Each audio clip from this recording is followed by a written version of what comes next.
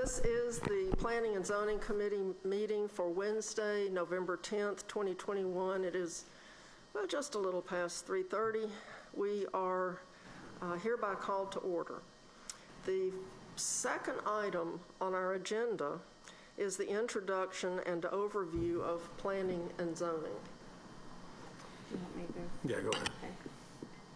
Thank you, Councilor Abbott. We just wanted to introduce you guys to the staff that you're going to see a lot of over the next few years. I'm Kim Spurl. I am the zoning administrator for the city of Birmingham. And right now I am handling our rezoning cases, which you guys will be reviewing. We are looking for a planner. We have advertised and we hope to have a new planner in the next month or two. So we'll introduce you guys to that person when he or she is hired. Also want to introduce you to Tim Gambrell. He is our chief planner. He attends all the planning and zoning meetings.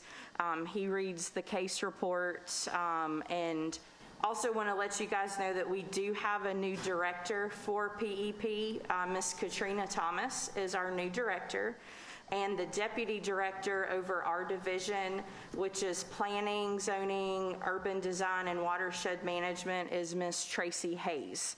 So just wanted you guys to be familiar with those names, and we wanted to take a minute to introduce ourselves to you since we'll be working together. Can you send us a little org chart or something that shows all the new people and their contact information? Okay. You know, I don't write as fast as I used to. Oh, yes, ma'am. And I think all of us, you know, need to know if we need to ask a question about planning and zoning. Of course, we'll get permission from the Joint Chiefs of Staff before we, you know, ask you questions, because we know that you're not allowed to answer questions unless we have permission. But still, when you have a question about zoning, you don't want to have to go through 5 people to get just a simple answer. And we can give you guys our main zoning number if you have any citizens that would like assistance with zoning questions or help navigating the city's GIS map to look up properties. We'd be happy to go ahead and send you guys that information. Yeah, and the online mapping is the greatest thing to me that the city has online. You can just get so much information, you know, after you take the little tutorial. But anyway, thank you. And Katrina Thomas is the new director for PEP. Yes, ma'am. Okay, well, I didn't catch that the other day. That's nice. Yes, Katrina actually started out doing rezoning cases for our department, as you remember, yes. Councilor Abbott. I can remember way back, yes. That's got its points and it's got its drawbacks. But anyway, this is good information, but if we could have, you know, for the committee members, something in writing that we can tack on our bulletin board so we can find everybody when we have a planning and zoning emergency. So, that's our staff introductions. Who's doing the rezoning process? We'll just hit the highlights. I don't want to bore you guys with all of the details, but since the majority of the cases you review will be rezoning requests, we just wanted to let you know how it gets to you guys. So an application originates in our office. Once a completed application is received, we contact the neighborhood association as well as the framework plan implementation committee if they have an active one in their community. We ask the applicant to attend a neighborhood meeting and an implementation committee meeting to receive either support or you know, sometimes we do have neighborhoods that don't support rezoning requests. And once those meetings are held and we receive a report back from the officers, we schedule the case to go before our zoning advisory committee. The zoning advisory committee is 7 members of our planning commission. The city's planning commission, and we have some vacancies, so we'll go over that with you guys in just a minute. But just to let you know, the 12 appointed citizen members of the Planning Commission. Of those 12, 7 are on our Zoning Advisory Committee and 5 are on our Subdivision Committee. So those 7 members will meet and they will make a recommendation to the City Council regarding the rezoning request. Once we receive their recommendation, then we coordinate with your office, Councilor Abbott, to schedule the case for this meeting, the Planning and Zoning Committee meeting. You guys will hear the request from the applicant, ask questions, and then per our zoning ordinance, you guys will make a recommendation to the full City Council regarding that rezoning request. And once this meeting happens at the Planning and Zoning Committee level, then we will advertise with the full City Council the public hearing date for the rezoning request, and then the full council will actually hear the case and vote on whether or not to approve that rezoning request. There's a lot of little working parts all intertwined in there, but that's kind of an overview of the process. Right now, it's taking about 3 to 4 months to navigate that process. Some neighborhoods are not fully back in person due to COVID. And then, just trying to get all the scheduling done. And with the holidays, some neighborhoods meet and don't meet. But we hope after the holidays, everything will be back and we'll be on track for our 3-month time frame. Yeah, well, that's my microphone. It's the broken one. Watch it. It has a mind of its own. Okay, well, thank you. Do y'all have any questions? I know you're exceedingly new to this, but are there any questions about the process or what we need to? Yeah, it's pretty straightforward. There's just a lot of moving parts. And the pandemic has thrown us off kilter. Right. Because, like she said, there are neighborhoods that aren't meeting. There are neighborhoods that aren't meeting in person. Some are meeting by conference calls. Some are meeting by Zoom. Some don't meet at all. And some have executive committees, and some don't have executive committees. So, my personal feeling is it's good for neighborhoods to have an executive committee, usually made up of old officers if they can still find them, just because they're the ones who sort of know what's going on in the neighborhoods. But we don't always have that, and there's nobody to force anyone. There's just the suggestion of having them. Okay, so we are to the zoning ordinance revision process. Yes, ma'am. One of the other items that routinely comes before this committee is when there are amendments or revisions to the zoning ordinance. We try to get to group as many of them together as possible so we don't have multiple cases. But just wanted you guys to be aware that that is one of the type of cases that you guys will be reviewing, and that's revisions to the city's zoning ordinance. And the binder in front of you with, I think it's like 530 pages, that's the zoning ordinance. I wanted you guys to have a paper copy. It is available online. We were talking before the meeting, sometimes it's a lot easier to search for items online with the digital version, because obviously you can search, it's a PDF document, but that is a paper copy. If you guys are having trouble falling asleep, I highly recommend opening it up. It should do the job. Yes, it's good, and especially if you put tabs in it, because then you really have a good time. Or if you don't put tabs, that's what makes you have so much fun. Now, did you include the old ordinance that some neighborhoods are still functioning under, as well as the new? Yes, ma'am. Okay, so we won't get 500 pages after we finally get all neighborhoods That is correct. Once all of the neighborhood associations have been rezoned to the new zoning classifications, we will be able to take probably the back 100 or 200 pages out of that document, and those zoning classifications will be gone for good. Do you know what page the old zoning ordinance starts on? It's Title II. I don't remember the exact page number. Okay, I see a Title II. It's way down here. Oh.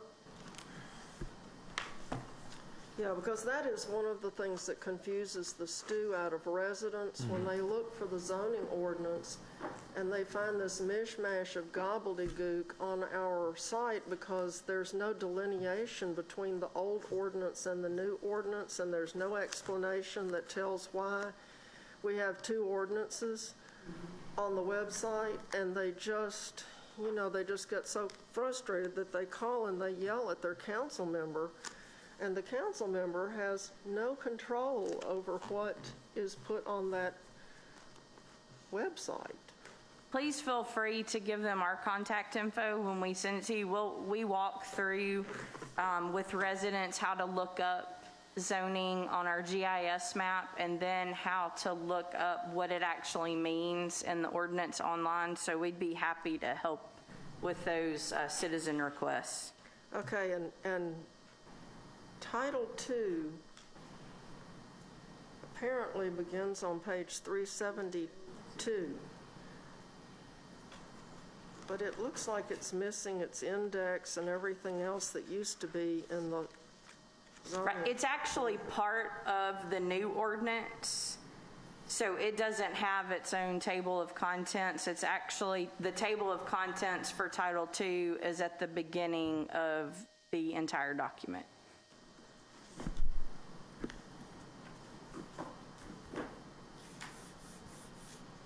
It is? Should be.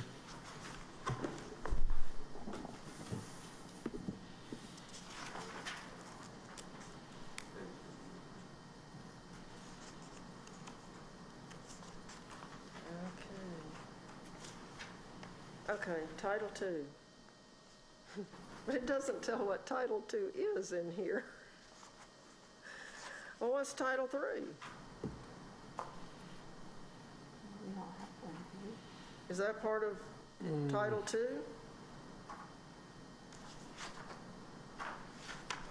I don't think we have a Title III. Oh, yeah, you do. On page, Oh, that's the very end. Yeah, and those are like modifications. I think that Yeah. it really just references the new ordinance. I It believe. does, yeah. If you read through that, it tells you what chapter and article to go to in the new ordinance. okay, well, that's the reason everybody got a paper copy today, so you can go through and attempt to make sense of it. Because you can see, it still confuses me, and I've been here a long time. But actually, the old ordinance was easier to figure out. And like when there's a rezoning request and a neighborhood has a person come before them and say, I want this property zone to C2, the neighborhood tries to look up and see what's allowed in C2, and they can't find diddly in here. We have started sending when we send the notification to the neighborhoods for the rezoning request, we do send them a cheat sheet that has all of the uses allowed in that district. It may not make it to the meeting, but we do include that with the neighborhood officers' packets, because we get a lot of questions, like you said. Yeah, well, and I think the request in Glen Iris with that Cedars Club kind of brought that to a head, where people did not realize all of the noxious uses that are in C2.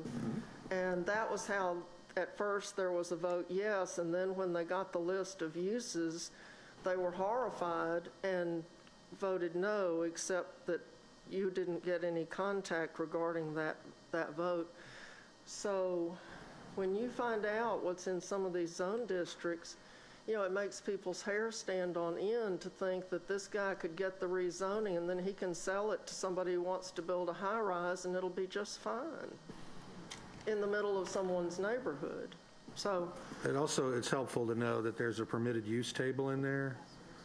Yeah, that permitted use table, outlines what's allowed per district, based on all the definitions that are in the ordinance. I mean, if there's a use that's not listed, we may have to interpret, but that permitted use table is pretty straightforward. yeah. I think it's in chapter 2. Yeah, and that's why putting tabs in your binder is a very important thing to do, because you won't find it for a long, long time if you don't have any tabs. So, does anyone have any questions right now about the zoning ordinance? Yeah, well, does everybody have an iPad? Do you have one yet? Okay, it's coming, and the iPad is very handy, and it's not Control F, to search. It is. Control F, yeah, to search for keywords of course, you have to know what the keyword is first. So that is our zoning ordinance revision process, and the reason for the revision process is that we have this new ordinance, and it has a lot of, we won't call them errors, we'll call them challenges, opportunities. What are those nice words that we use? But anyway, it has a lot of things in it that need to be fixed. And so, as Ms. Burrell said, they collect them together and send them to us, to the council, to be approved in little groups so that we don't rewrite the whole thing. With the new ordinance, I kind of have the feeling we got some other city's ordinance and they just put Birmingham's name to replace whatever other city's name used to be in it. I don't know that for sure, but I have this sort of feeling. Anyway, we are to the outstanding cases which are attached to your agenda. Yes, ma'am. There are currently several cases that have been carried over from previous Planning and Zoning Committee meetings. There's an annexation request and an associated rezoning request with that annexation request. And they were actually discussed at the September Planning and Zoning meeting on September 15th. And then the committee voted to continue those items to the October meeting, but the October meeting didn't actually occur. And so those two items will need to be addressed on a future agenda, as well as the case that Councilor Abbott referenced, an event center in the Glen Iris Neighborhood Association. And we do anticipate several rezoning requests on our ZAC agenda for December. And those cases will probably get to you guys in January after the holidays. So we do have some cases in the pipeline in addition to this that you guys will be able to review shortly. Okay, but the two cases that we have here are related to one another. That's that property in the Lake Purdy. Yes, ma'am. Okay. Okay, I know y'all haven't read it, so there's probably not any questions on that one yet, but just in case, does anybody have a question?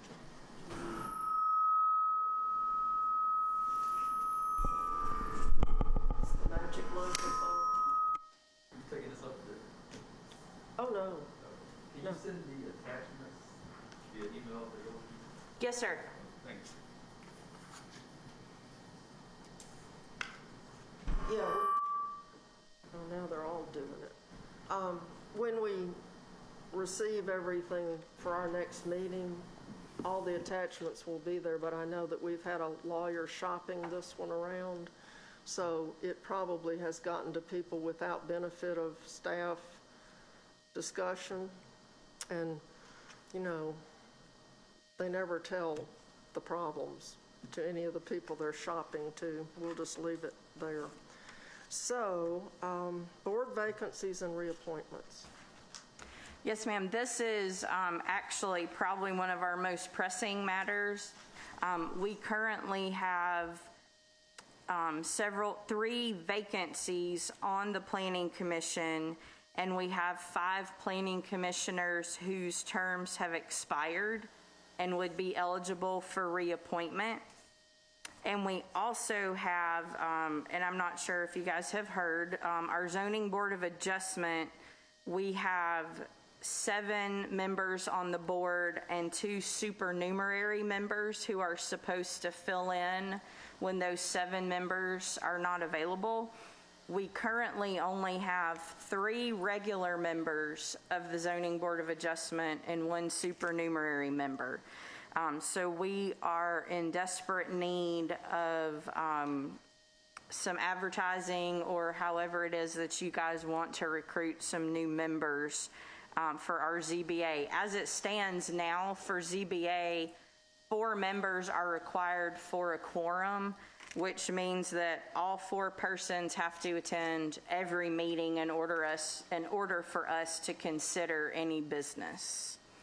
Okay, well, we need to move on that. Do we have any, I mean, I know I haven't announced that we have vacancies at a council meeting, which for our new member, we have to announce at a council meeting twice that we have vacancies on a board before we can interview and accept anyone.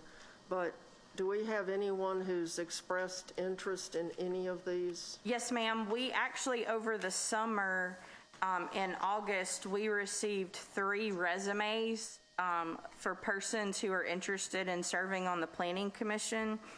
I included those in your packet so you guys could take a look at them. And we understand you will go through your announcement period, but we wanted you to go ahead and have those resumes to take a look at. Okay, good, thank you. However, we did not have anyone interested in serving on ZBA. Well, that one takes some selling sometimes. And ZBA does require professional affiliations for some of the members. So we do need a registered architect, a real estate broker, or someone in real estate sales, someone in building construction, and then someone who is not affiliated with any of those professions. So it is a little more specialized than our Planning Commission members. Well, I know we have at least one member of the city council that knows a few people in the building construction business, so maybe we can scare up someone. But we do need a registered architect, a real estate broker or salesperson, and somebody in building construction. We have all of our non-affiliated slots are filled, but the ones for the professionals are all unfilled.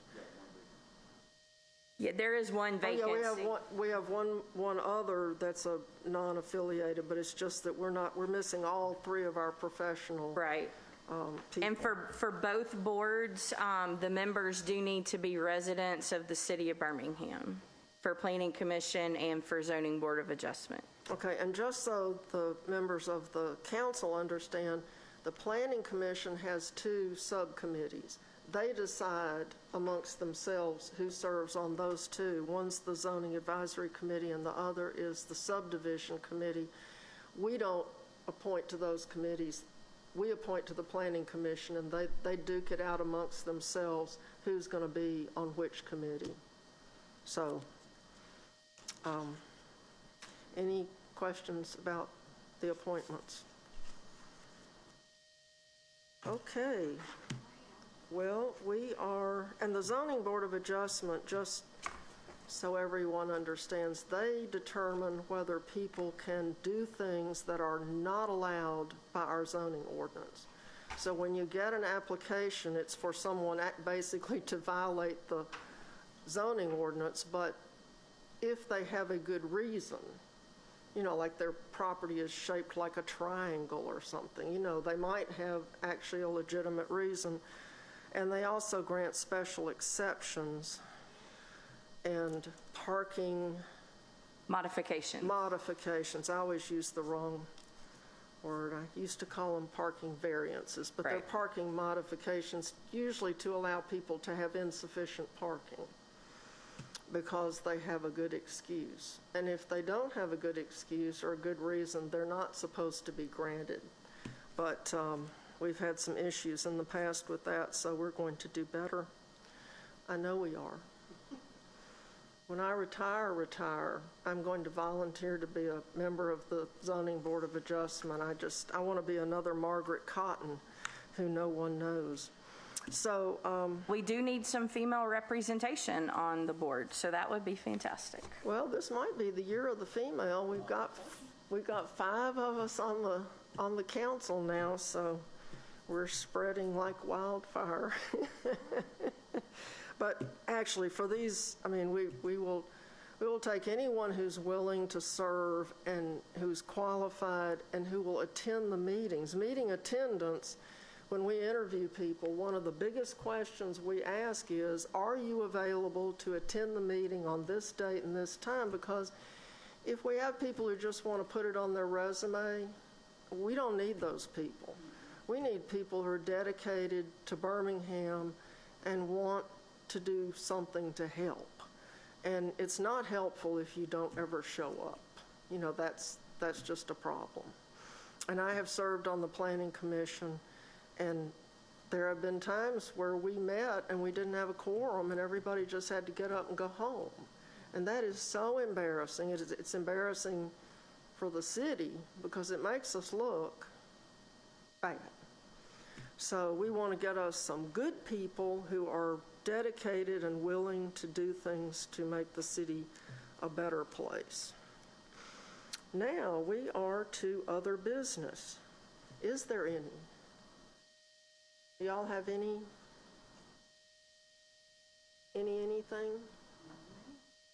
Well, I will say something about planning and zoning. Planning and zoning, when we make decisions to change the zoning on a piece of property, it is forever. There's no going back. There's no saying, oops, we made a mistake. We want to unzone it. Once we've given the property owner the zoning, it's his or hers forever. So if we mess it up, we mess up people's lives forever. And my district has a lot of that in it. So I'm very sensitive about the fact that if the council messes up, people suffer forever. And that's a bad thing. So that being said, we are ready to adjourn.